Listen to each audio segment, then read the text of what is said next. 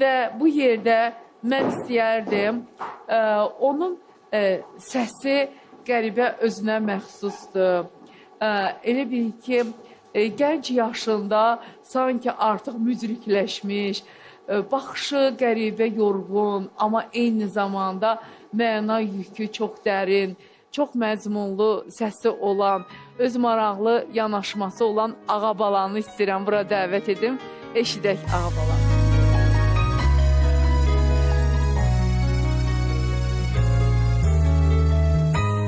Bir gün gəlib ləyərsən, bilərsən incəlik nə? Bir gün gəlib deyərsən, həyatda dinclik nə? Gülürsən, gül gülərsən, sevgi nədir bilərsən. Sevgilər qərib qərib, sevənlər incə zərif, sevgini insanlara təbiət pay göndərir. Sevgilər qərib qərib, sevənlər incə zərif, sevgini insanlara təbiət pay göndərir.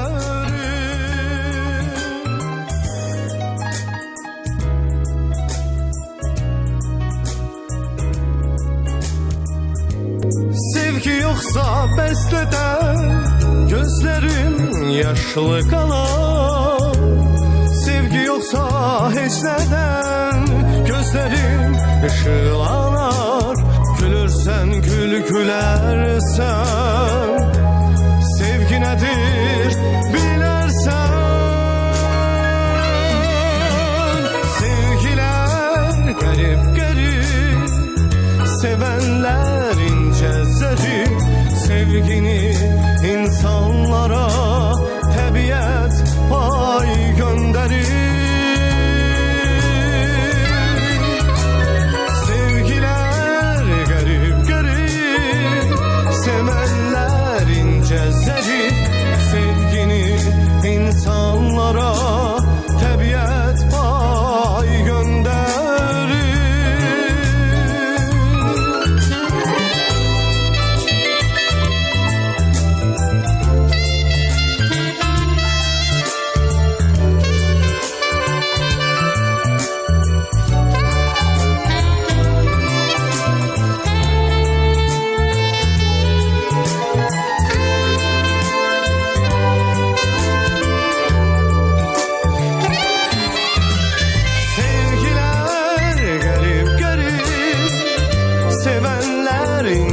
Sevgini insanlara təbiət pay göndərir.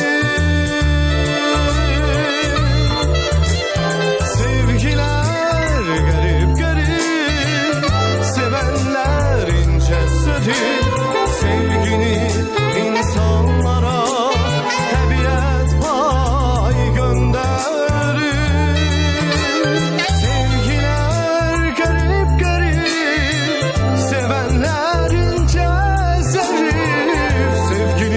İnsanlara təbiət pay göndərir. Sevgilər qərib qərib, sevənlər incə zərif, sevgini insanlara təbiət pay göndərir. Bravo, bravo Ağabalan. Çox sağ ol. Teşekkür Çox edirəm. gözəl oxudun. Çox gözəl. Çox sağ olun, var olun. Dünya gözəli Dilarə Ya, xanım. çox Sizi sağ ol. salamlayıram. Teşekkür edirəm Teşekkür dəvətiniz edirəm. üçün. Və Eldar müəllim bir neçə gün əvvəl çox möhtəşəm bir konsert baş verdi. Dostumuz Nail Naiboğlu'nun deməli tərtibatı ilə. Eldar müəllim, mən çox sevincliyəm, çox xoşbəxtəm ki, sizin bu konsertinizdə iştirak elədim. Sizi yaxından tanış oldum sizinlə və ümidvaram ki, gələcəkdə əməkdaşlığımız davam eləyəcək. Sevə-sevə sizin yeni mahnılarınızı ifa eləyərəm. Dünya səviyyəli, dünya şöhrətli, möhtəşəm bəstəkar, əvəz olunmaz Eldar müəllimə can sağlığı arzu edirəm sizə. Var olasınız, çox sağ olun. Çox sağ olun, çox təşəkkür eləyirəm. Var olasan, çox sağ ol. O sevgidən, o dünya boyda sevgini o qədər gözəl çatdırdın ki, var olasan. Sən bütün ifaların gözəldir Ağabala. Çox sağ ol. Təşəkkür eləyirəm. Və doğrudan Eldar müəllim, siz danışanda, söhbət eləyəndə özünüzdən, gördüyünüz işdən görürəm bayaqdan çox böyük ehtiyatla, çox çəkingənliklə danışırsınız. Əslində bilsiz necə?